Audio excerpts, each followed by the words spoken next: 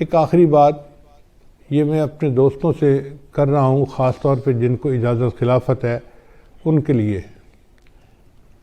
کہ کتابوں میں نے پڑھا ہے یہودیوں کے اندر جادو بہت زیادہ ہے. یعنی وہ جو فرعون کے دربار میں جادوگر اسلام لے آئے تھے، مسلمان ہوئے تھے، موسیٰ علیہ السلام پہ ایمان لے آئے تھے، تو اس سے پتہ چلتا ہے کہ جادوگر قوم میں شامل ہو گئے تھے. ویسے بھی سلیمان علیہ السلام کے زمانے میں جنوں سے لوگ جو ہے وہ جادو سیکھتے تھے، تو یہودیوں میں جادو بہت رہا ہے اور یہ جادو آج تک ہے. یہودیوں میں کچھ لوگ ہیں جو اسی پہ زندگی گزارتے ہیں اور اس کا نام ہے قبالہ.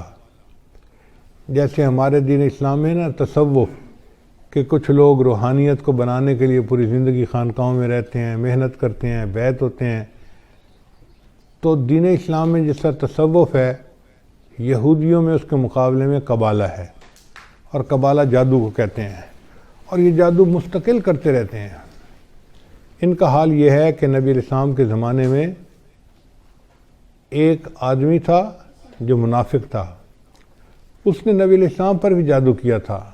اس نے اور اس کی 2 بہنوں نے، اور نبی علیہ السلام پر 6 مہینے اس کا اثر رہا تھا. پھر اللہ تعالیٰ نے بتا دیا تو نبی علیہ السلام نے پھر ایک چٹان کے نیچے ان کے بالوں کو دبایا گیا تھا، وہ نکلوائے اور جادو کا اثر ختم ہوا. پھر اس کے بعد معوذتین نازل ہوئیں اور اللہ تعالیٰ نے ہمیشہ کے لیے جادو کا توڑ عطا فرما دیا. اب سوچئے کہ اگر اللہ کے حبیب صلی پر بھی جادو کا اثر ہو سکتا ہے تو بھئی ہم کس کھیت کی گاجر مولی ہیں. تو یہ یہودی مستقل جادو کرتے رہتے ہیں. کتاب میں لکھا ہوا تھا کہ ان کے جادو کرنے والوں نے بتایا کہ جب خلافت عثمانیہ کو توڑنا تھا تو ایک ایسا یہودی تھا کہ جس کو مستقل انہوں نے جادو کے لیے بٹھا دیا تھا. جب تک خلافت عثمانیہ ٹوٹ نہیں گئی وہ اپنی جگہ سے ہلتا نہیں تھا.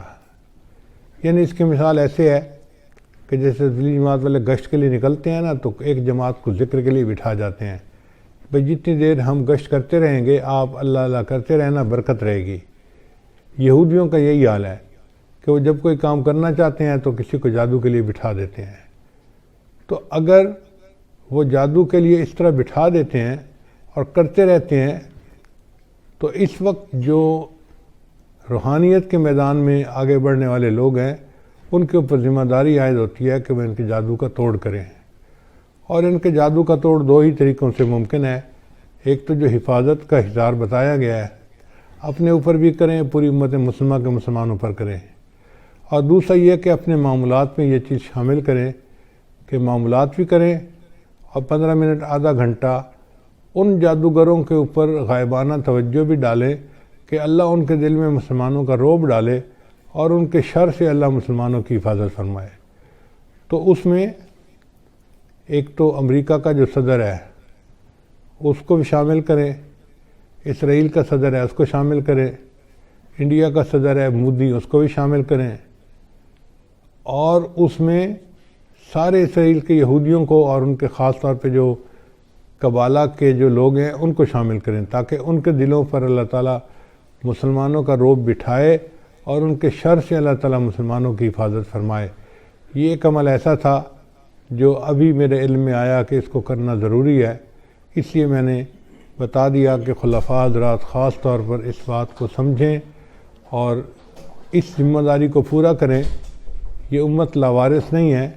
اس کی ذمہ داری روحانیت کے مشائخ کے اوپر ہے، ہر سلسلے کے مشائخ کے اوپر ہے، مگر کم از کم ہم تو پورا کریں نا. امید ہے باقی اولیاء کرام اپنی جگہ پہ دعائیں کر رہے ہوں گے اور توجہ کر رہے ہوں گے، ہم بھی اس میں شامل ہو جائیں گے تو اللہ تعالیٰ ہمیں ان کے شر سے محفوظ فرمائے اور اسلام کو اللہ تعالیٰ